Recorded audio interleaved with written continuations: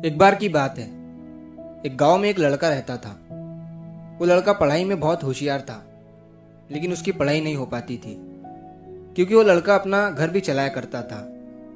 वो रोज अपने खेत में जाता, दिन भर वहां काम करता और शाम को घर वापस आकर वो थोड़ी बहुत पढ़ाई कर लिया करता था। अब जब वो लड़का 12वीं क्लास में गया तो सभी गांव वालों को ये लग रहा था कि हमारे गांव से यही लड़का 12वीं में फर्स्ट आएगा, क्योंकि गांव वालों को भी पता था कि वो लड़का पढ़ाई में बहुत होशियार है। तो 12वीं का एग्ज़ाम आया, लड़के ने एग्ज़ाम दिया और जब 12वीं का रिजल्ट आया तो वो लड़का किसी कारण से एक सब्जेक्ट में फेल हो गया। जब गांव वालों को ये बात पता चली तो सारे गांव वाले उस लड़के को ताने देने लगे और उसका मजाक उड़ाने लगे। वो जब भी अपने घर से खेत की तरफ जाता तो उस रास्ते पर उसे जितने लोग मिलते वो सब उसे ताने देते रहते। अब वो लड़का लोगों के ताने सुनकर बहुत परेशान हो जाता है और ये बात वो अपने उस्ताद को बताता है कि उस्ताद जी, मैं जब भी अपने घर से खेत की तरफ जाता हूँ तो उस रास्ते पर जितने लोग मुझे मिलते हैं सब मेरा मजाक उड़ाते हैं। तो उसके उस्ताद ने उसे कहा कि तू ना एक काम कर, एक बड़ा सा लोटा ले और उस लोटे को पूरा ऊपर तक दूध से भर दे और जब तू उस रास्ते से गुजरे तो तू उस लोटे से दूध का एक बूंद भी नीचे गिरने मत देना।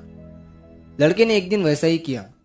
वो जब उस रास्ते से दूध का लोटा लेकर निकला तो उसका फोकस उस लोटे पर इतना था कि उसे लोगों की आवाज ही सुनाई नहीं दी। वो इतने ध्यान से उस लोटे को लेकर चल रहा था कि उस लोटे से दूध का एक भी कतरा नीचे ना गिरे। इसकी वजह से उसे लोगों के तानों की आवाज सुनाई ही नहीं दी। तो इस कहानी से हमें ये सीख मिलती है कि अपने काम में इतना ढल जाओ, इतना फोकस अपने काम पर लगा दो कि बाकी की चीज़ों का आप पर कोई असर ही ना हो।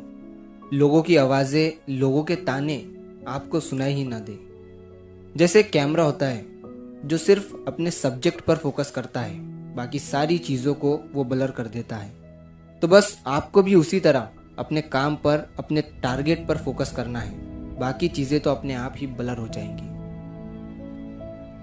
तो अगर आप इस कहानी को और भी लोगों तक पहुंचाना चाहते हो तो इस वीडियो को लाइक करिए ताकि YouTube इस वीडियो को और भी लोगों तक पहुंचाए। और अगर कहानी अच्छी लगी हो तो हमारे चैनल को सब्सक्राइब जरूर करिए। मिलता हूं मैं अगली बार इसी तरह की कहानी के साथ। तो सब्र करो, शुक्र करो और जिंदगी में आगे बढ़ो।